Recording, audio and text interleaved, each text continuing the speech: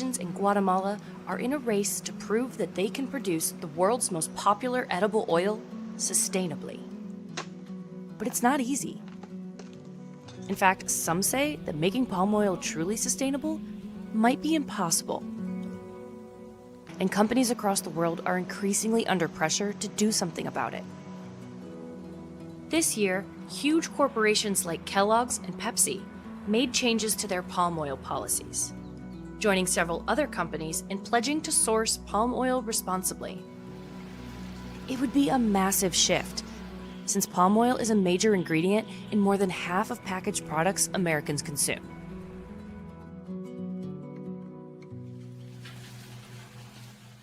Sustainability has been the goal ever since this company, called Palmas del Ixcan, planted its first seeds in Guatemala in 2008. The arrival of the palm oil plantation just south of the border with Mexico, where most people live in poverty, offered hope, at least at first.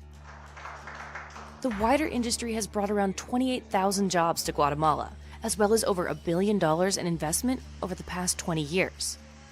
But it has also created tension with local communities. Avoiding deforestation is just one of the pillars of sustainable agriculture. Impact on local communities is another, and it's something that palm producers around the world have struggled with. Advocates in Guatemala worry about subsistence farmers. The representatives of the plantation said the company has never pressured the locals to sell their land. They also say Palmas del Ixcan employs over 1,000 people and works with Guatemala's Ministry of Health to provide medical care, schools, and homes for the community. It also maintains the town's roads and bridges. These companies here in Guatemala wanted to give palm oil a new reputation. For another company in the country's southern coast, called Las Palmas, the path to sustainability started with an ultimatum. In 2015, one of its biggest customers reached out. Las Palmas' CEO says Walmart told him he needed to obtain a sustainability certificate to continue to be one of their suppliers. He had a 2-year deadline.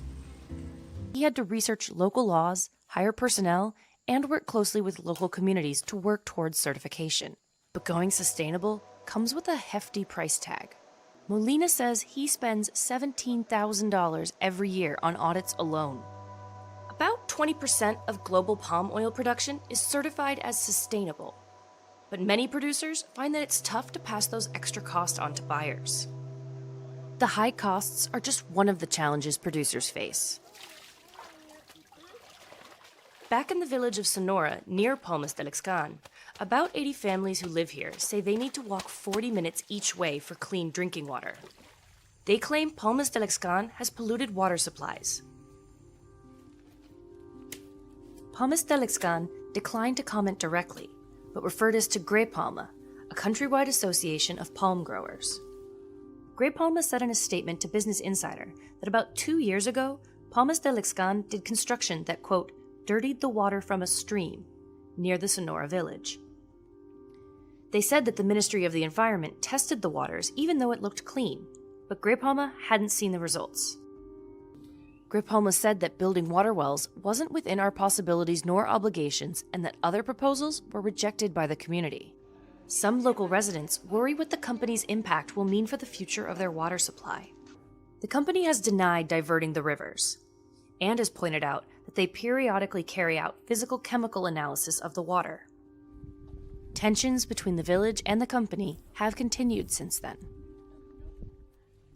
Tracking impact on local communities is a central pillar of the Roundtable of Sustainable Palm Oil, also known as Rspo, a consortium that was established in 2004 and has set worldwide standards for what is considered sustainable palm oil. To get certified, companies first have to become members of Rspo. Then, they submit evidence like maps and satellite images that show how their presence has changed the land, whether they've cut down trees or planted too close to streams. The next step is a plan to make up for previous damage and protect the land going forward. Companies pay for a third-party audit, which Rspo uses to finalize the certification. The process can take up to 5 years. After more than a decade from planting its first seed, Palmas del Ixcan obtained its Rspo certificate in January of this year. The company became part of an exclusive club and one of 10 certified mills in Guatemala. Despite Rspo's efforts, calls to ban palm oil products continue to grow across the world. But finding a better alternative is difficult, since palm oil can produce as much as 10 times more oil per acre than other crops. Being certified can open up opportunities with some of the world's biggest corporations, like Walmart, which has pledged to use only sustainable palm oil in its private label products by the end of 2020. Las Palmas managed to keep supplying the giant retailer for a couple of years after getting certified. But it didn't last long. The company stopped selling to Walmart this year. Las Palmas' CEO told Business Insider that Walmart wanted him to drop his prices, but he couldn't sell for less because of the high costs of going sustainable. A Walmart spokesperson said in an email to Business Insider that it was, quote, a business decision based on a variety of factors like price, quality, and demand. One thing is for sure, whether or not going 100% sustainable is possible, it doesn't come cheap.